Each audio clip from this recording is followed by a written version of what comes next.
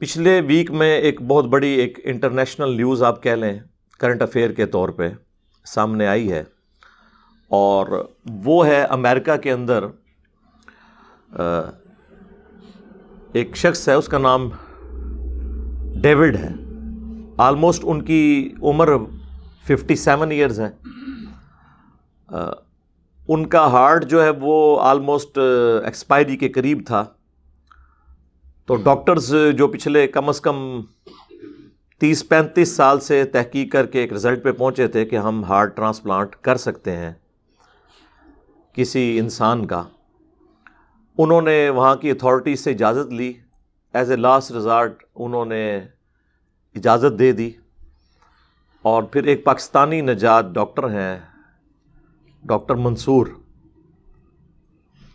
اس وقت تو خیر امریکہ میں، اور صرف ان کی کنٹریبیوشن نہیں ہے، باقی جتنے لوگ بھی اس ریسرچ میں انوالو ہیں، ان کی ٹیم، انہوں نے سکسیسفلی ایک پگ یعنی خنزیر کا جو دل ہے وہ ہیومن باڈی کے اندر ٹرانسپلانٹ کر دیا ہے۔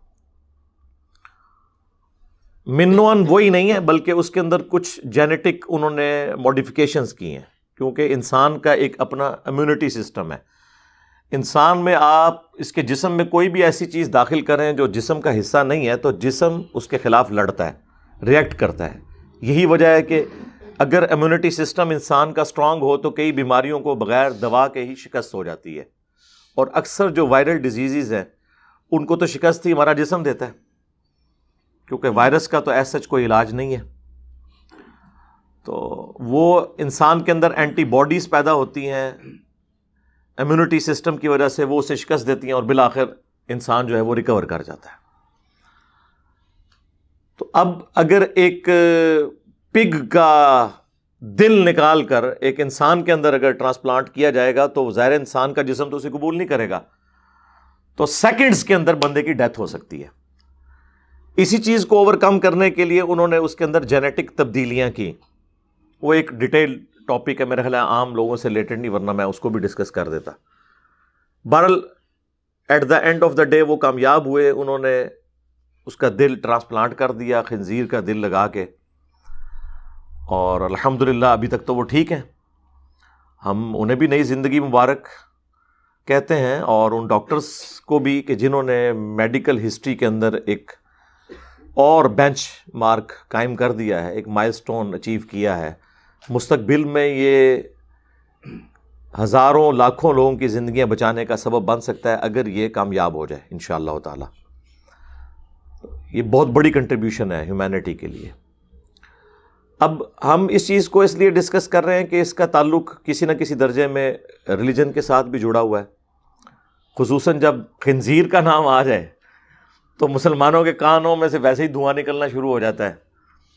ہمارے تو پنجاب کے کلچر میں مشہور ہے کہ کسی نے اپنی زبان کے اوپر یہ اگر لفظ بھی جاری کر دیا سور کا یا خنزیر کا تو وہ 40 دن تک زبان پلید رہتی ہے۔ اب انہیں یہ پتہ نہیں ہے کہ خنزیر کا لفظ قرآن میں بھی آیا ہے، اور جب آپ قرآن کی تلاوت کرتے ہوئے خنزیر کا لفظ پڑھ رہے ہوتے ہیں قرآن کے اندر، تو ہر حرف کے بدلے آپ کو 10 نیکیاں بھی مل رہی ہوتی ہیں، تو زبان کہاں سے پلید ہوگی؟ یہ لاجیکلی آپ دیکھیں نا، تو سینسٹیو ایریا ہے۔ بڑے بڑے بے نمازی ہیں، شرابی ہیں، لیکن وہ فخر سے کہیں گے جی اتنے سال ہم یورپ میں رہے ہیں، کبھی خنزیر کا گوشت نہیں کھایا، کدی نماز بھی نہیں پڑھی۔ ہاں، اس سے بڑا جرم جو ہے وہ نماز چھوڑنا تھا۔ تو خنزیر مسلمانوں کے لیے ایک سینسٹیو ایریا ہے۔ اچھا، خنزیر بھی انسانوں کی طرح اومنی ورس ہے، یعنی گوشت خور بھی ہے اور سبزی خور بھی ہے، اور اس کا یہ جو آرگن ہے دل، یہ انسانی دل کے آلموسٹ قریب ہے، سوائے وہ چند ایک جینیٹک چیزوں کے جو انہوں نے اوور کم کی ہیں اوورال۔ اور صرف یہ دل نہیں، اس کے بعد اور کئی آرگنز بھی پگ کے انسان کو لگائے جا سکیں گے اگر یہ چیز انشاءاللہ تعالی کامیاب ہوتی ہے مستقبل کے اندر۔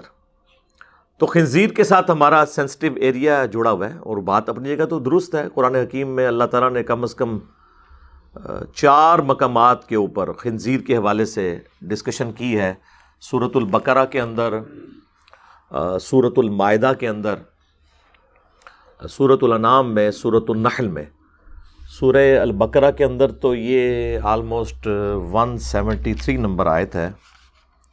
چلیں میں اس کو کور بھی کر دیتا ہوں تاکہ آپ کو تھوڑا بہت آئیڈیا ہو جائے.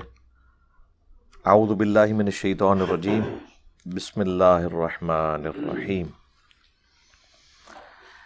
انما حرم علیکم المیتہ، اللہ نے تو صرف حرام کیا ہے تمہارے لیے مردار، یعنی جو چیزیں بیان کی جا رہی ہیں ان کے علاوہ ساری چیزیں جو ہیں وہ حلال ہیں، سوائے وہ چیزوں کے جو کہ ناپاک ہیں خود، جن کو انسانی فطرت جو ہے وہ ناپاک سمجھتی ہے، کیونکہ اس سے پچھلی آیت میں آیا کہ طیبات تمہارے لیے حلال کی گئی ہیں.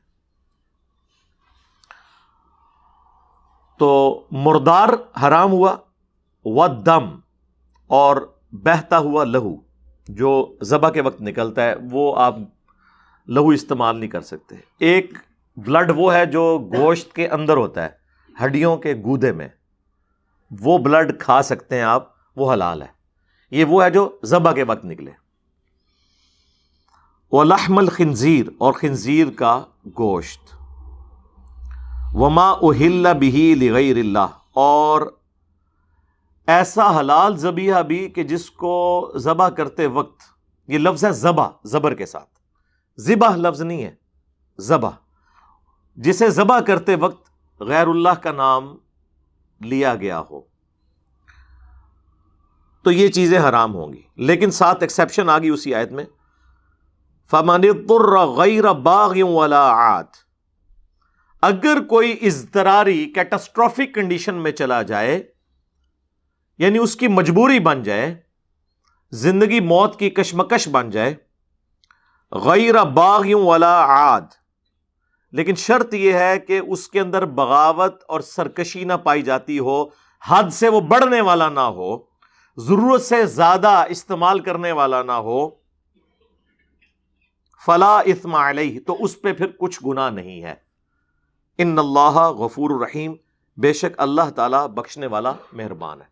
تو یہاں پر آ گیا کہ کیٹاسٹرافک کنڈیشن کے اندر آپ حرام چیز کو بھی استعمال کر سکتے ہیں. اس کا کلائمیکس تو سورۃ النحل میں آیا ہے کہ اگر زندگی موت کی کشمکش بن جائے اور کلمہ کفر بھی بکنا پڑ جائے جان بچانے کے لیے، اور دل ایمان پر ٹھکا ہوا ہو، تو اللہ تعالیٰ اس کے اوپر بھی گرفت نہیں فرمائے گا.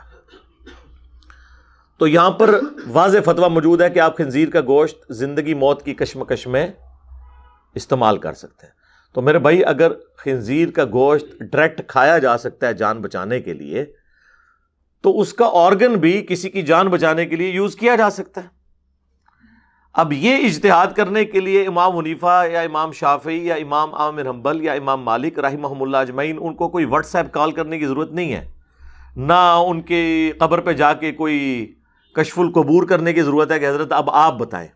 انہوں نے کیوں بتانا ہے؟ ہم نے بتانا ہے. ہم آج کے دور کے لوگ ہیں، ان کے دور کے تو یہ پرابلم ہی نہیں ہے. تو یہ واضح قرآن کا فتویٰ موجود ہے. پھر اس سے بھی بڑھ کر جو سب سے اہم چیز ہے، جو ہمارا ترہ امتیاز ہے، جو اللہ تعالیٰ نے سورۃ المائدہ ہی میں آیت نمبر 32 میں فساد فی الارض اور قتل کے بدلے قتل کے کانٹیکسٹ میں فرمایا کہ یہ دو وجوہ ہیں جن کی بنا پر آپ کسی انسان کی جان لے سکتے ہیں، اور اگر ان دو وجوہات کو چھوڑ کر کسی اور وجہ سے کسی نے کسی انسان کی جان لی، یعنی فساد فی الارض کو ختم کرنے کے لیے کسی عادی چور ڈاکو مجرم باغی کو قتل کرنا پڑے، یا قتل کے بدلے قتل، یعنی اس نے کسی کو قتل کیا تھا، اس کے بدلے اسے جوڈیشری سے سزا دی جائے، خود نہیں جوڈیشری سے، تو اللہ تعالیٰ نے اس کانٹیکسٹ میں فرمایا کہ جس نے ایک انسان کو بھی قتل کیا اس نے گویا پوری انسانیت کو قتل کر دیا. اور ساتھ ہی پھر فرمایا وَمَنْ أَحْيَاهَا فَكَأَنَّمَا أَحْيَا النَّاسَ جَمِيعًا، اور جس نے ایک جان کو بچا لیا، اس کی زندگی کو بچا لیا، گویا اس نے پوری انسانیت کو بچا لیا. اچھا، اب آپ نوٹ کریں کہ ایک انسان کی زندگی بچانا پوری انسانیت کو بچانا ہے. اس میں مسلمان، کافر، مشرک، موحد، ہندو، عیسائی، سکھ، اس کی کوئی تفریق نہیں ہے. ایک انسان کی جان کو بچانا پوری انسانیت کی جان کو بچانا ہے. اب یہ ایک یونیورسل ٹروتھ ہے جو قرآن حکیم کے اندر آیا ہے. اس کانٹیکسٹ میں بھی وہ ڈاکٹرز اور ان کی ٹیم پوری انسانیت کے لیے مسیح ہیں جنہوں نے یہ پگ کا دل جو ہے ٹرانسپلانٹ کیا ہے ایک انسان کے جسم کے اندر, پوری انسانیت کو بچایا. اور ظاہر مستقبل میں بھی انسانیت بچے گی اس اعتبار سے کہ اگر یہ ایوالو ہو جاتا ہے انشاءاللہ تعالی تو ہزاروں لاکھوں زندگیاں بچائی جا سکتی ہیں.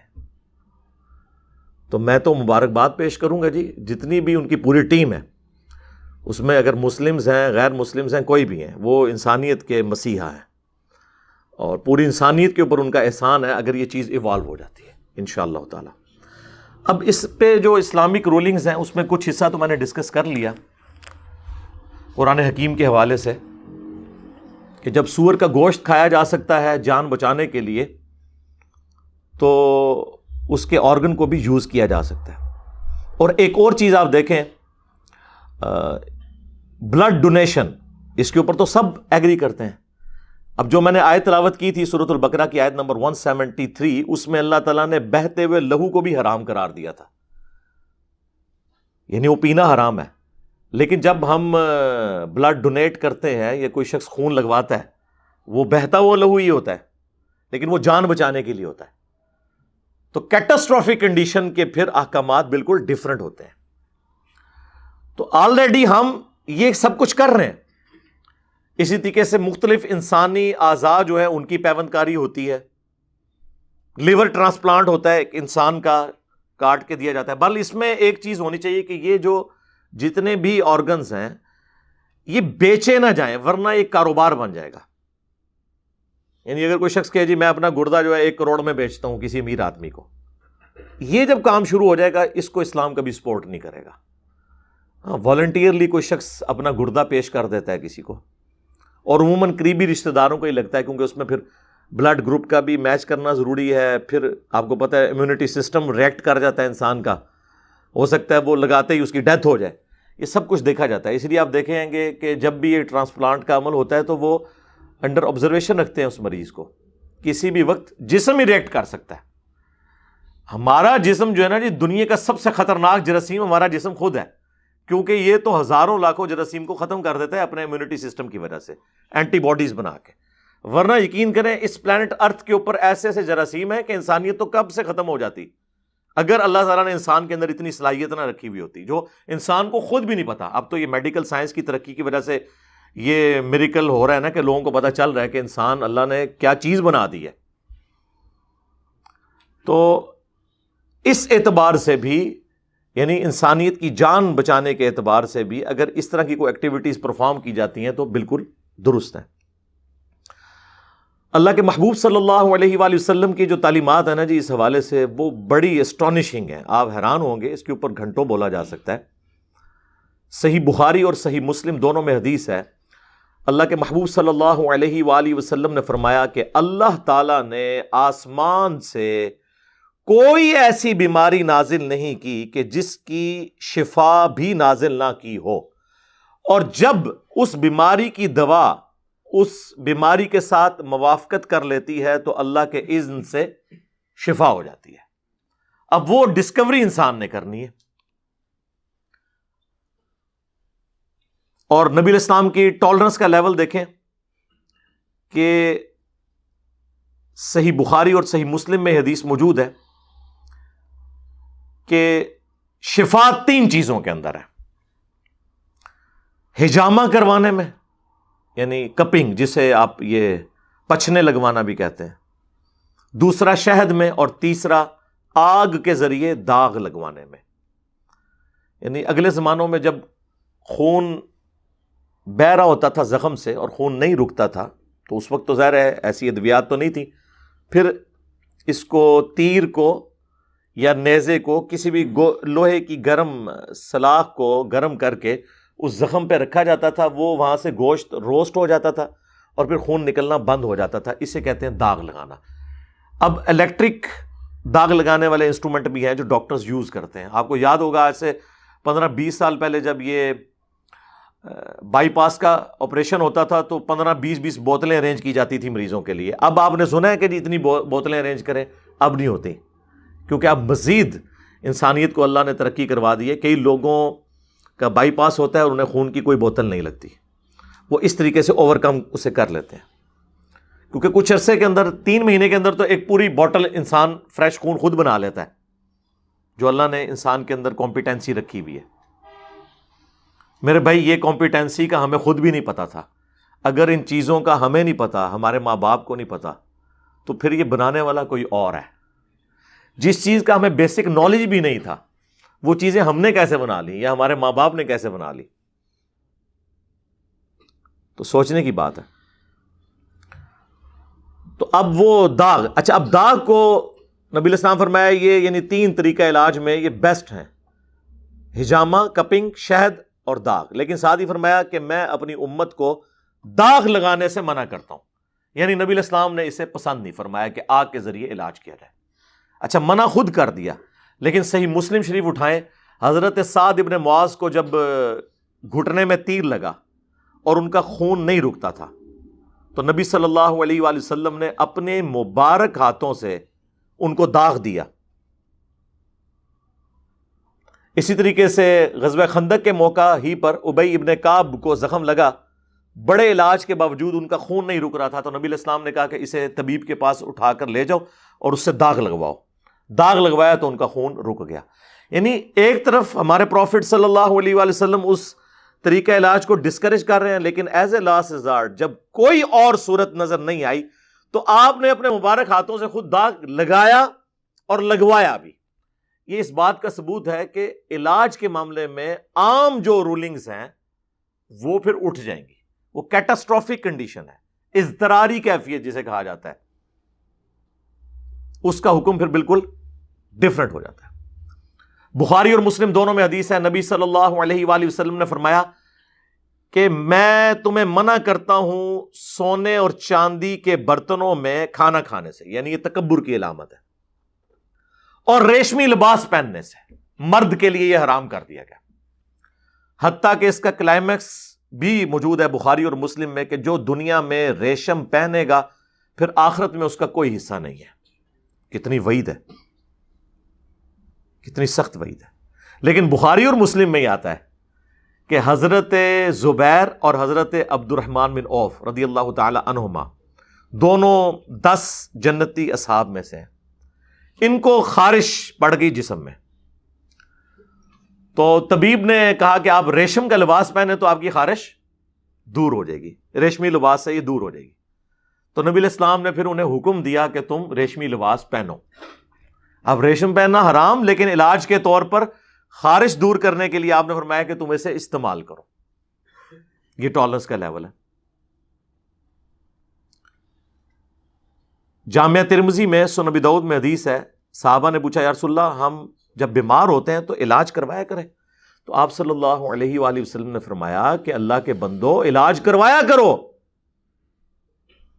یعنی اب میں صوفیوں سے پوچھوں گا کہ اللہ کے بندو تم لوگ یہ گدڑیاں پہن کے اور گندے کپڑوں میں گھومتے ہو اور اسے عاجزی کی علامت بتاتے ہو, پھر وہ کہتے ہیں جی ایک بندے کو جوئیں پڑی ہوئی تھی, وہ گرتی تھی وہ دوبارہ جسم پہ رکھ لیتا, بڑا ترکیا سی جی, رکھ لینا سی, اور اس کو فخریہ بتا رہے ہوتے ہیں کہ جی بڑا درویش تھا. تو نبی علیہ السلام فرمایا کہ اپنا علاج کروایا کرو, اللہ کے بندو علاج کرواؤ. اللہ نے بڑھاپے کو چھوڑ کر کوئی ایسی بیماری نازل نہیں کی کہ جس کی شفا نہ ہو. بڑھاپا ریورس نہیں ہو سکتا. ہاں آپ اپنے وہ ایجنگ کو کسی حد تک کنٹرول کر سکتے ہیں اس اعتبار سے کہ اپنی خوراک اچھی رکھیں, لیکن یہ نہیں کہ بڑھاپا آنے سے آپ روک لیں گے. یہ ہے کہ آپ نے اگر 50 سال میں بڑھاپے کی طرف جانا ہے تو اب آپ 70 میں جائیں گے. جس طرح آپ دیکھیں گورے کتنے فٹ نظر آتے ہیں, وہ اپنا ہر چیز کا خیال رکھ رہے ہوتے ہیں. تو سب سے بڑھ کر جیپنیز کو آپ دیکھیں, اس وقت بھی ابھی میں نے لیٹسٹ 2-3 ہفتے پہلے جب گوگل میں سرچ کیا تو 82,000 آلموسٹ 1 لاکھ کے قریب لوگ جاپان میں ایسے ہیں جن کی عمریں 100 سال سے زیادہ ہیں. 1 لاکھ. یہ پاکستان میں آپ کو جو بابے بابیاں نظر آتے ہیں نا کہ میں 103 دیے, فراڈ ہے, جھوٹ ہے. ان بیچاروں کو تو اپنی کوئی ڈیٹ آف برتھ ہی نہیں پتا ہوتی ہے, وہ اتنی نہیں ہوتی. بہت کم لوگ ہیں جو 100 کو کراس کرتے ہیں. اب وہ بہت شکلیں. اب میں آپ کو بتاؤں میرے ساتھ کے جتنے لوگ ہیں نا, میری ابھی آلموسٹ 45 ایئرز ایج ہونے والی ہے, آپ میرے کلاس فیلوز کو دیکھیں تو وہ میرے ابو کی عمر کے نظر آتے ہیں, کیونکہ لیونگ سٹائل کا فرق ہوتا ہے نا میرے بھائی, حالات و واقعات کا فرق ہوتا ہے. تو وہ یہ لوگ جو کلیم کر رہے ہوتے ہیں اس طرح ہوتے نہیں ہیں, وہ وقت سے پہلے ہی وہ ان کی عمر تو ویسے ہوتی 50 سال, لیکن ان کے آرگنز جو ہیں وہ 70-80 سال کی لائف گزار چکے ہوتے ہیں. پاکستان کے ہوٹلوں کے جو پریزرو کیے ہوئے کھانے کی برکت سے یہ سب کچھ ہو گیا ہوتا ہے ان کے ساتھ. تو نبی صلی اللہ علیہ وآلہ وسلم نے حکم فرمایا کہ آپ نے علاج کروانا ہے. علاج کروانا یعنی یہ سنت نبوی ہے صلی اللہ علیہ وآلہ وسلم, اور یہ کوئی توکل یا کوئی درویشی یا بزرگی نہیں ہے کہ کوئی شخص جو ہے وہ اپنا علاج ہی نہ کروائے بیمار ہونے کے بعد. اب یہ وہ تعلیمات ہیں جو آپ دنیا کے کسی بھی انسان کو ایز اے ریلیجن پیش کر سکتے ہیں. اللہ کی کتاب پیش کریں, وَأُوحِيَ إِلَيَّ هَذَا الْقُرْآنُ لِأُنذِرَكُم بِهِ وَمَن بَلَغَ. اے نبی فرماؤ کہ یہ قرآن مجھے اللہ نے اس لیے وحی کیا تاکہ اس کے ذریعے میں تمہیں بھی تبلیغ کروں, جس تک یہ کتاب پہنچ جائے اس کتاب کے ذریعے تبلیغ کرے. مولویوں کی لکھی ہوئی کتابیں نہیں جی, وہ تبلیغ جماعت والوں کو فضائل اعمال پکڑا دی, دعوت اسلامی والوں کو فضائل سنت پکڑا دی, ہر بندہ اپنے اپنے بزرگوں کی مولویوں کی کتابیں, اللہ کی کتاب جو ہے وہ پس پش ڈالی ہوئی ہے. تو ٹھیک ہے, پھر اب آپ بھگتیں گے اس طرح کی چیزوں کو, اور بھگت رہے ہم. اچھا, نبی علیہ السلام کی آپ ٹالرنس کا لیول دیکھیں. جامعہ ترمذی میں, سنن ابی داؤد میں ایک حدیث ہے, مشکات کے اندر بھی موجود ہے. ایک جنگ کے دوران ایک صحابی کی ناک کٹ گئی. وہ مسئلہ کیا نا, اس زمانے میں لوگ یہ بھی اذیت دیا کرتے تھے, جان ان کی بچ گئی. تو نبی صلی اللہ علیہ وآلہ وسلم نے انہیں حکم دیا کہ تم چاندی کی ناک نہ لگواؤ. وہ چاندی کی ناک انہوں نے لگوائی, لیکن کچھ دیر بعد اس میں بدبو پڑ گئی. ظاہر ہے چاندی جو ہے وہ ایسا میٹل نہیں ہے کہ جو اتنا سروائیو کر سکے جو آپ کی انوائرمنٹ ہے اس میں. پھر نبی علیہ السلام نے انہیں حکم دیا کہ سونے کی ناک لگاؤ. اب سونا ایک ایسی دھات ہے کہ آپ اس کو 10,000 سال کے لیے بھی سمندر میں بھی پھینک دیں اس کا زنگ نہیں لگے گا. یہ اللہ نے ایک ایسی, ہر جو بھی ایلیمنٹ ہے اللہ نے اس میں ایک ایلیٹ چیز بنائی ہے. جیسے لکڑی میں دیودار کی لکڑی ہے, دیکھ لیں 100 سال سے زیادہ ہو چکا ہے. ابھی بھی کئی علاقوں میں جو ٹرین کی پٹریوں کے سلیپرز ہیں نا, وہ گوروں کے زمانے کے ہیں, وہ دیار کی لکڑی کے ہیں. ہمارے اپنے گھر ابھی جو ہے 60-70 سال پرانا, میں جس گھر میں رہتا ہوں وہ دیار کی چھتیں. اس طریقے سے میٹلز میں سونا ہے. تو نبی علیہ السلام نے حکم دیا کہ سونے کی ناک لگائی جائے. اب کسی نے کہا یا رسول اللہ یہ تو مطلب سونا تو حرام ہے, آپ نے خود ہی فرمایا کیٹاسٹرافک کنڈیشن میں اس طرح کے سارے معاملات کیے جا سکتے ہیں. خیر اس میں اور کئی باتیں جو کی جا سکتی ہیں, لیکن میں اسے to cut the story short, یہ جو کچھ ہوا ہے اسے اپریشیٹ کرنا چاہیے.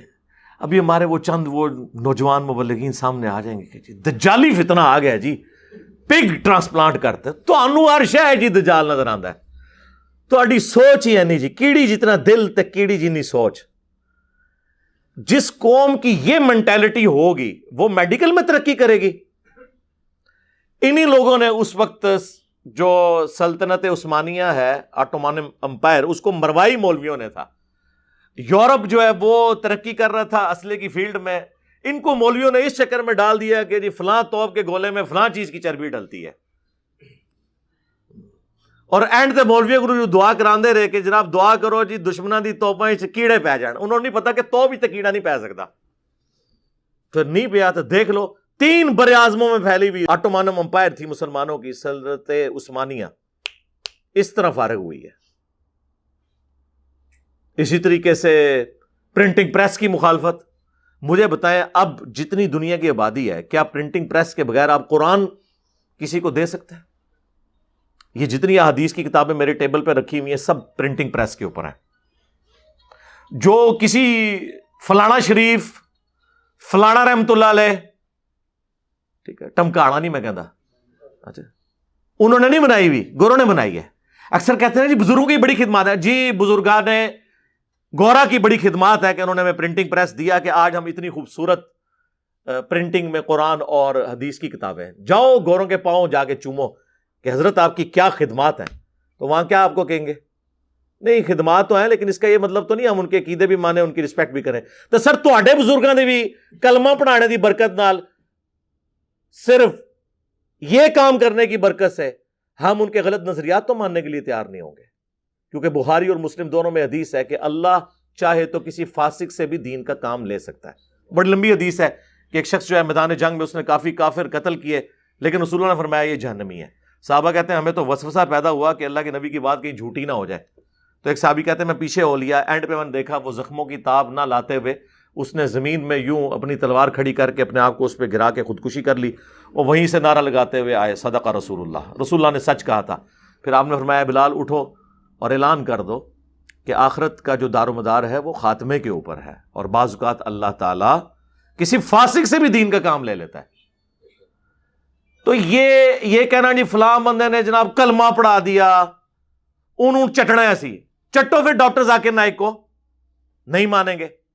اس نے تو آن کیمرہ کلمہ پڑھایا ہے اور وہ غریب الوطنی کی زندگی بھی گزار رہے ہیں حضرت ابراہیم علیہ السلام کی طرح، لیکن کہتے ہیں نہیں جی ہمیں تو اس کے عقیدوں سے اختلاف ہے.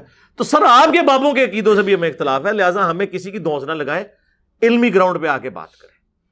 تو وہ اب بیٹھ جائیں گے لوگ ویلاگ بنانے، جی وہ دجالی فتنہ، جی یہ ہو گیا، جی وہ ہو گیا، اور بس وہ پھر اس کے اوپر ویوز حاصل کریں گے. کنٹریبیوشن زیرو، نہ کھیڈاں گے نہ کھیڈن دیاں گے. اور اس تو بڑی گال ایک غریب اتو بدتمیز، غریب آدمی بیچارہ کیا بدتمیزی کر سکتا ہے؟ غریب آدمی تو یس سر ہی کر سکتا ہے آئی ایم ایف کو بھی اور امریکہ کو بھی اور چائنا کو بھی. اس کو تو بدتمیزی کرنے کا حق ان کو ہے جو کھلا رہے ہیں ہمیں. ایک تلخ حقیقت ہے، یعنی میری خواہش نہیں ہے کہ ایسا ہو، لیکن یہ ایک تلخ حقیقت ہے، اسے ماننا پڑے گا. جب تک ہم اپنی غلطیوں کو نہیں مانیں گے ہم اس سے مستقبل کے لیے لرن نہیں کریں گے. اچھا یہ تو میں نے اس کا وہ اسپیکٹ کور کر دیا. اب اس کے ایفیکٹس بعد میں کیا ہو سکتے ہیں؟ میں نے اس کے اوپر ایک ڈیٹیل ویڈیو کچھ سال پہلے ریکارڈ کروائی تھی کہ انسٹرومنٹ آف انٹلیکٹ برین ہے یا کہ ہارٹ، یعنی جو سوچنے سمجھنے کا انسٹرومنٹ ہے وہ دل ہے یا دماغ. اچھا قرآن میں زیادہ تر دل کی طرف اشارہ ملتا ہے، اسی لیے میں عموماً ان آیات کا ترجمہ عقل کر دیتا ہوں، چونکہ ترجمہ کر رہا ہوں تو بالمفہوم ہوگا. وَلَا تَقْفُ مَا لَيْسَ لَكَ بِهِ عِلْمٌ، اے انسان کسی چیز کی پیروی اس وقت تک مت کر جب تک کہ اس کے بارے میں ڈیفینیٹ علم نہ حاصل کر لے. اِنَّ السَّمْعَ وَالْبَصَرَ وَالْفُؤَادَ كُلُّ أُولَئِكَ كَانَ عَنْهُ مسئولا، بے شک کان، آنکھیں اور دل یا دماغ یا عقل، اس کے بارے میں پوچھا جائے گا کہ تم نے ان تین انسٹرومنٹس کو یوز کر کے علم حاصل کر کے سچ بات تک پہنچنے کی کوشش کیوں نہیں کی. تو قرآن چونکہ لٹریچر کی زبان میں بات کرتا ہے اس لیے عموماً دل کا ہی ذکر آتا ہے.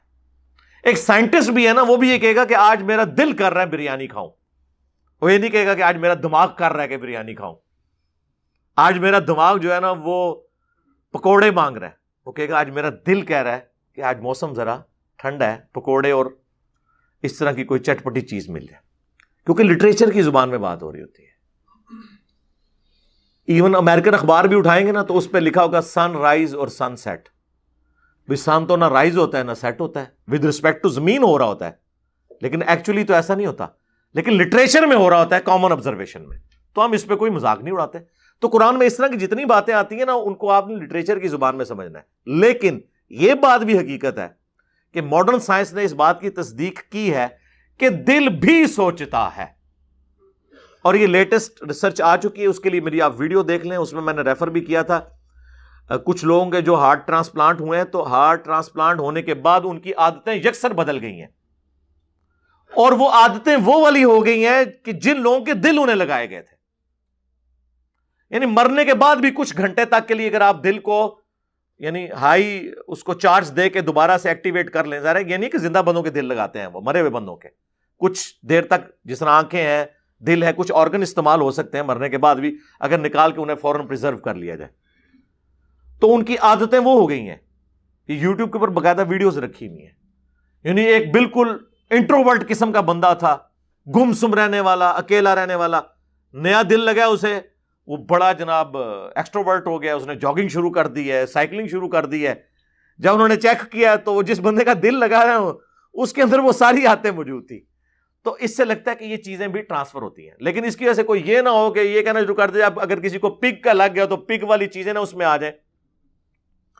آ سکتی ہیں, لیکن اس کے اوپر کنٹرول اللہ نے عقل کا رکھا ہوا ہے. وہ تو انسان جس ماحول میں رہے گا اس کو اڈاپٹ کر لے گا. اگر آپ یہ مان لیں کہ زبردستی ہو سکتا ہے, نہیں, اس کا دل کیا, اس نے کرنا شروع کیا. لیکن اگر کئی آتے نہیں بھی آئیں اور اگر اسے سمجھ آئی کہ یار یہ جو میرا دل تو کر رہا ہے لیکن اس کرنے میں مجھے عافیت نہیں, نقصان ہے, تو وہ کبھی بھی نہیں کرے گا. آپ بے شک جس کا مرضی دل لگا لیں, کیونکہ یہ اختیار انسان سے اللہ نے نہیں چھینا ہوا. یہ ذہن میں رکھیے گا. انسان کو چھوڑ لیں, آپ بکری کے سامنے لا کے فریش قیمہ رکھیں نا, وہ اس کی طرف دیکھے گی بھی نہیں, اس کی انسٹنکٹ نہیں ہے. آپ شیر کے سامنے تازہ گھاس اور تازہ سبزیاں کاٹ کے رکھیں خوبصورت سی, وہ دیکھے گا بھی نہیں, اس کی انسٹنکٹ نہیں ہے. اور پھر قرآن حکیم میں انسان تو اشرف المخلوقات, اللہ نے فرمایا انا ہدیناہ السبیل اما شاکرا و اما کفورا. ہم نے ہدایت کا راستہ واضح کر دیا ہے, چاہے تو ہماری شکر گزاری کی روش اختیار کرو, خواہ ناشکری کی. یعنی اللہ نے انسان کو اختیار دیا ہے, اس نے اپنی مرضی سے اپنے رب کو چوز کرنا ہے. اور یہ وہ خوبی ہے جو جبرائیل علیہ السلام کے پاس بھی نہیں ہے. اگر حضرت جبرائیل مجھ سے اپنا ایمان ایکسچینج کرنا چاہے نا, کہ میرا ایمان لے لے اور اپنا دے دے, تو میں کبھی نہیں دوں گا, کیونکہ جبرائیل نے اللہ کی مرضی سے اللہ کو چوز کیا ہے اور میں نے اپنی مرضی سے اللہ کو چوز کیا.